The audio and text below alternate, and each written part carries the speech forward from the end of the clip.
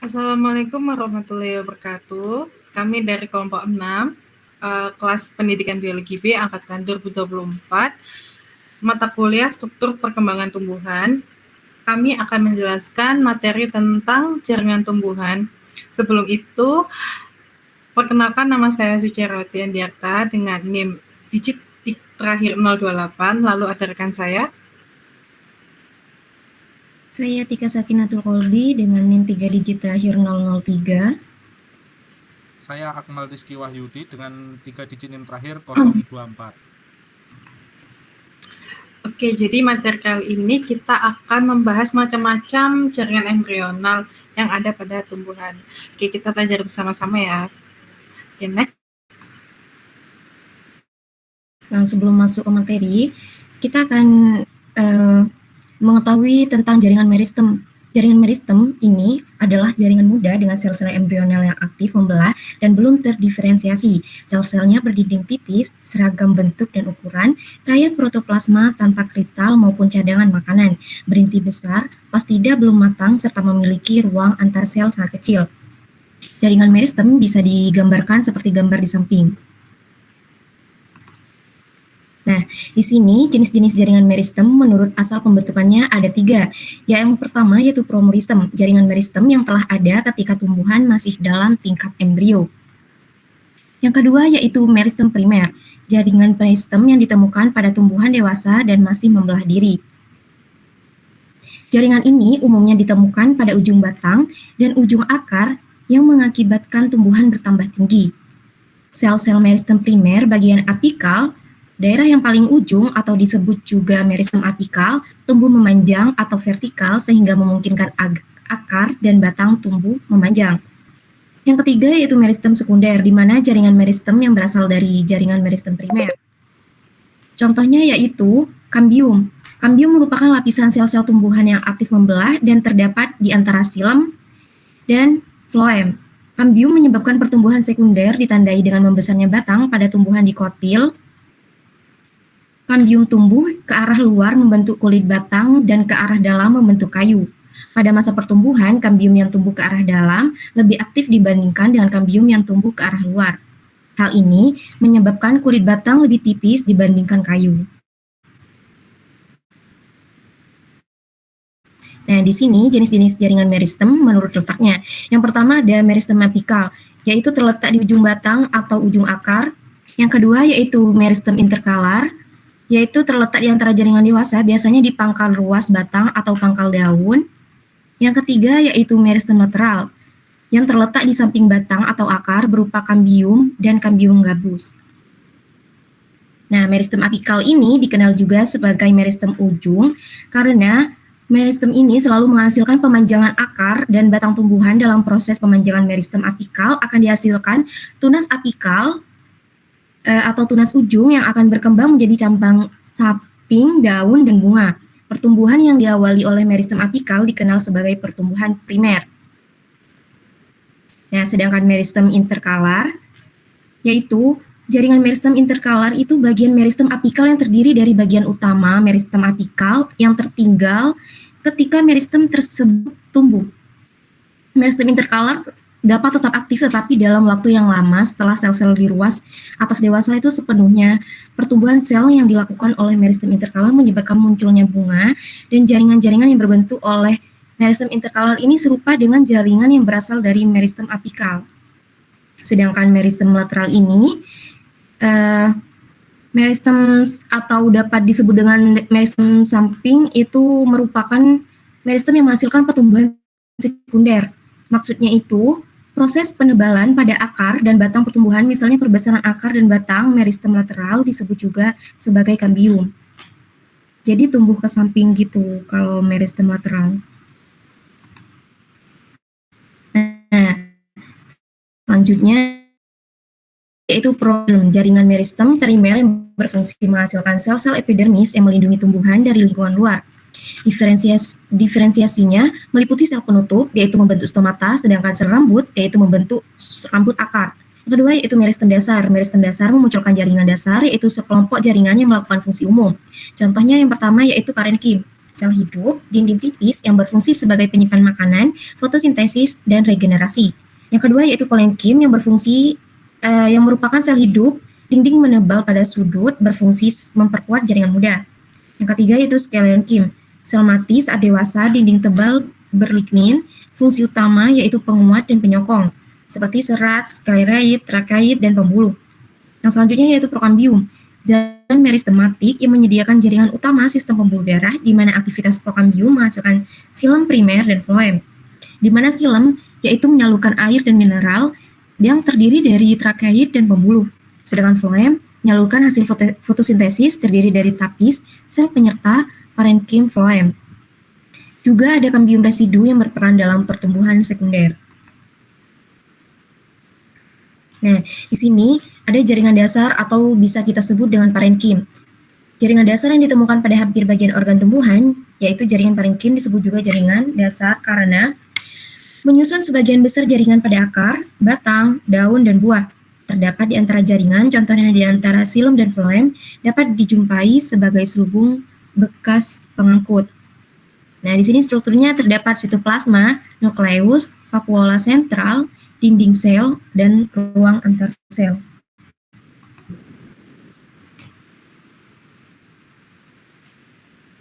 Baik, di sini saya akan melanjutkan penjelasan dari rekan saya. Lanjut untuk jenis-jenis parenkim. Berdasarkan fungsinya, jaringan parenkim dikelompokkan menjadi berbagai jenis. Antara lain, parenkim asimilasi, di mana adalah jaringan parenkim yang mengandung banyak kloroplas dan berfungsi sebagai tempat fotosintesis. Lalu yang kedua, yaitu parenkim penimbun atau penyimpanan. Adalah parenkim yang berfungsi sebagai penimbun cadangan makanan seperti pati, protein, lemak, atau air. Lalu yang ketiga, yaitu parenkim air, adalah parenkim yang menyimpan air dalam vakuola yang besar. Biasanya terdapat pada tumbuhan xerophyt seperti contohnya kaktus dan lidah buaya. Lalu yang keempat, ada parenkim pengangkut, adalah parenkim yang letaknya di antara silem dan floem dan berperan membantu transportasi zat. Lalu yang kelima, parenkim penyimpan udara atau biasa disebut aerenkim, adalah parenkim dengan ruang antar sel yang berisi udara. Biasanya berfungsi sebagai pertukaran gas dan membantu tumbuhan seperti enceng gondok agar bisa mengapung di air. Lalu yang keenam, yaitu parenkim penutup luka, adalah parenkim yang kembali aktif membelah saat tumbuhan terluka hingga membentuk suatu jaringan untuk menutup dan melindungi jaringan yang rusak. Oke, next. Baik, di sini terdapat jaringan klorenkim. Ini merupakan sel parenkim yang mengandung klorofil, disebut juga jaringan klorenkim.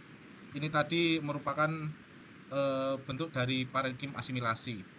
Lalu ada jaringan aerenkim. Ini merupakan sel parenkim yang mengandung rongga-rongga udara atau disebut aerenkim. Oke, next. Next, di sini ada jaringan penyokong. Jaringan penyokong merupakan jaringan yang berperan untuk menunjang bentuk tumbuhan supaya dapat berdiri dengan kokoh. Jaringan ini disebut juga sebagai jaringan penguat karena memiliki dinding sel yang tebal dan kuat. Juga karena sel-selnya telah mengalami spesialisasi. Fungsi jaringan penyokong antara lain menguatkan tegaknya batang dan daun, melindungi biji atau embrio, memperkuat jaringan parenkim, serta melindungi berkas pengangkut vaskuler. Seperti ini gambarnya. Oke, bisa next. Berikut adalah jenis-jenis jaringan penyokong. Jaringan penyokong sendiri dibedakan menjadi dua jaringan, yaitu yang pertama jaringan kolenkim, terdapat di bawah dekat permukaan batang muda dan tangkai daun muda, memanjang ke arah poros panjang organ tempatnya berada, dan ditandai dengan sel primer yang berdinding sel tebal dan tidak berlignin. Untuk gambarnya sendiri seperti ini. Lalu yang kedua yaitu jaringan sklerenkim. Jaringan sklerenkim merupakan jaringan penunjang yang terdapat pada organ tumbuhan yang telah dewasa memiliki dinding sel yang tebal, biasanya berlignin, dan protoplasmanya mati atau tidak aktif setelah dewasa. Nah, untuk gambarnya sendiri seperti ini. Oke, bisa next. Nah, berikut merupakan jenis-jenis dari jaringan sklerenkim. Yang pertama yaitu serabut sklerenkim, merupakan sel panjang dan sempit yang berujung runcing. Sel ini biasanya berkumpul menjadi sebuah jalur panjang, sementara ujung-ujungnya yang runcing bertumpang tindih menyatu dengan kuat. Berdasarkan letaknya, serabut sklerenkim digolongkan menjadi satu. Serabut Schiller adalah serabut sklerenkim yang terdapat pada jaringan xilem. Serabut Schiller merupakan komponen utama penyusun kayu. Lalu yang kedua, serabut ekstrasealer adalah serabut sklerenkim yang terletak di luar jaringan serabut Schiller. Untuk gambarnya sendiri seperti ini. Lalu yang kedua yaitu sklerate, merupakan sel-sel tumbuhan yang telah mati, berbentuk bulat atau bervariasi dan berdinding keras, yang tahan terhadap tekanan. Sklerate dapat dijumpai dalam keadaan tunggal atau berkelompok kecil di antara sel-sel lain. Contohnya butiran pada daging buah jambu biji, lalu butiran pada daging buah pir, dan dapat juga sebagai suatu massa sinabung pada tempurung kelapa yang keras. Nah, untuk gambarnya sendiri seperti ini. Oke, bisa di next.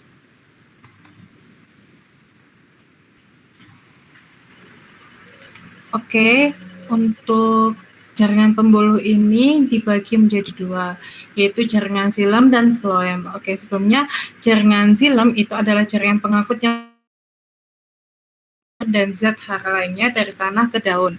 Nah, xilem sendiri ini mempunyai yang tersusun dari parenkixilem, serabut Schiller, trakeit, dan komponen pembuluh. Nah, xilem ini yang udah aku sebutkan tadi yang tersusun dari 4 unsur itu salah satunya ada trakeit, yaitu sel tumbuhan yang dindingnya mengalami lignifikasi atau penebalan oleh senyawa lignin, dan sel-selnya itu akan mati setelah dewasa. Nah, trakeit ini merupakan komponen penyusun berkas vaskuler xilem yang berbentuk lancip dan panjang, serta memiliki dinding sel berlubang-lubang atau yang disebut pit atau celah. Untuk komponen pembuluh itu adalah sel-sel silinder yang mati setelah dewasa dan bagian ujungnya saling bersatu membentuk sebuah tabung pengangkut air bersel banyak. Nah, dinding ujungnya ini berlubang-lubang yang merupakan tempat air lewat dan bebas dari satu sel ke sel yang lain. Oleh karena itu, bentuk pembuluh bukanlah sederetan sel yang saling bertindihan, tetapi suatu tabung yang strukturnya mirip sebuah talang. Komponen pembuluh umumnya itu lebih pendek dan lebih lebar daripada trakeit. Namun, dinding sel sekundernya berlignin seperti pada trakeit itu. Nah, untuk yang kedua itu adalah phloem, yaitu jaringan pembuluh yang mengangkut zat makanan hasil proses fotosintesis dari daun menuju bagian tumbuhan yang lain. Nah, phloem ini tersusun dari komponen pembuluh tapis dan sel pengiring. Oke, boleh di next. Nah, dari xilem dan phloem itu membentuk jaringan pembuluh angkut. Nah, jaringan pembuluh angkut ini dibedakan menjadi dua, yaitu ikatan pembuluh kolateral dan ikatan radial. Untuk yang pertama itu yaitu merupakan suatu ikatan pembuluh angkut yang terbentuk dari xilem dan phloem yang letaknya bersebelahan. Xilem berada di bagian dalam dan phloem berada di bagian luar. Tipe ikatan ini dibagi menjadi dua kelompok lagi, yaitu kolateral terbuka dan kolateral tertutup. Nah, apa sih bedanya? Nah, kalau kolateral terbuka itu apabila antara xilem dan phloem terdapat kambium, contohnya pada batang tumbuhan dikotil. Nah, sebaliknya kalau kolateral tertutup apabila antara xilem dan phloem tidak ditemukan adanya kambium, contohnya pada batang tumbuhan monokotil. Untuk ikatan pembuluh radial itu suatu ikatan pembuluh yang terdiri dari xilem dan phloem membentuk cincin silindris. Nah, tipe ini dikelompokkan lagi menjadi dua, yaitu amfikribal dan amfifasal. Nah, pada tipe amfikribal ini, xilem berada di tengah dikelilingi oleh phloem, misalnya pada tumbuhan paku. Sebaliknya, pada tipe amfifasal, yaitu phloem berada di tengah dan dikelilingi oleh xilem. Misalnya pada tumbuhan monokotil yang berkambium, contohnya itu Liliaceae. Nah, oke, bisa di next. Oke, yang selanjutnya itu adalah jaringan pelindung atau yang disebut dengan epidermis. Jaringan yang terletak pada luar pada setiap organ tumbuhan, yaitu pada akar, batang, dan daun. Nah, biasanya jaringan epidermis ini berfungsi sebagai pelindung bagian dalam organ tumbuhan, seperti itu. Untuk fungsi khususnya itu jaringan epidermis bisa dipakai untuk melindungi hilangnya karena adanya penguapan. Yang kedua itu kerusakan mekanik, perubahan suhu, dan hilangnya zat-zat makanan. Nah, itu semua itu bisa dilindungi dengan lapisan epidermis. Untuk ciri-ciri jaringan epidermis pada tumbuhan ini terdiri dari sel-sel hidup berbentuk persegi panjang. Sel-selnya itu rapat dan tidak memiliki ruangan antar sel seperti itu, tidak memiliki klorofil juga, dan mampu membentuk derivat jaringan epidermis. Oke, bisa di next. Nah, jaringan epidermis ini bisa dimodifikasi menjadi stomata dan trikomata. Stomata dulu itu yaitu suatu celah pada jaringan epidermis yang dibatasi oleh dua sel penjaga. Dua sel penjaga itu yang kanan kiri itu. Nah, yang berisi ada nukleus, ada kloroplas, ada vakuola, ada penjaga sel dan badan selnya seperti itu. Nah, sel penjaga itu berisi kloroplas yang aku sebutkan tadi dan mempunyai bentuk yang berkelainan dengan sel epidermis sebagai sel asalnya. Nah, stomata ini berfungsi sebagai masuknya CO2 dan O2, keluarnya O2 pada waktu fotosintesis. Yang kedua itu ada transpirasi atau penguapan, dan yang ketiga itu respirasi atau pernafasan, masuknya O2 dan keluarnya CO2. Untuk yang selanjutnya ada trikomata, yaitu modifikasi jaringan epidermis berupa rambut-rambut. Nah, trikomata ini hampir terdapat pada seluruh permukaan organ tumbuhan, misalnya pada akar, pada batang, pada daun, bunga, buah, dan biji. Nah, trikomata ini dibagi menjadi dua, yaitu trikomata non-glandular, yaitu berupa rambut pelindung yang selnya tidak mengeluarkan zat sekretoris. Nah, untuk trikomata glandular sebaliknya, yaitu berupa rambut pelindung yang selnya itu mengeluarkan zat sekretoris seperti itu. Bisa di next.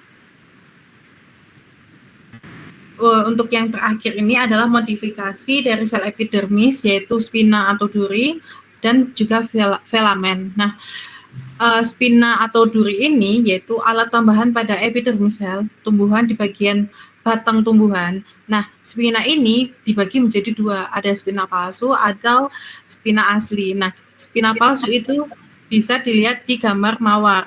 Nah, duri yang dibentuk oleh jaringan di batangnya mawar itu adalah jaringan di bawahnya epidermis atau subepidermis. Nah, ini contohnya itu pada tanaman mawar ya. Nah, untuk yang spina asli itu adalah dari batangnya bougainville. Nah, kenapa itu bisa dibilang asli? Karena durinya itu dibentuk oleh jaringan dari dalam stel batangnya tersebut, seperti itu. Contohnya yaitu pada tumbuhan bougainville. Untuk yang filamen sendiri ini adalah lapisan sel mati di bagian dalam jaringan epidermis pada akar gantung atau akar udara di tumbuhan anggrek gitu. Filamen ini beserta epidermis dapat disebut epidermis ganda atau multiple epidermis karena filamen berfungsi sebagai alat penyimpan air. Oke, bisa di next. Oke, ternyata kita sudah ada di penghujung materi. Semoga materi yang kita sampaikan bisa bermanfaat untuk para penonton yang bisa menyaksikan video materi dari kami. Sekian dari kelompok 6. Saya ucapkan terima kasih. Mohon maaf apabila ada salah kata, entah disengaja atau tidak. Kami ucapkan terima kasih. Wassalamualaikum warahmatullahi wabarakatuh.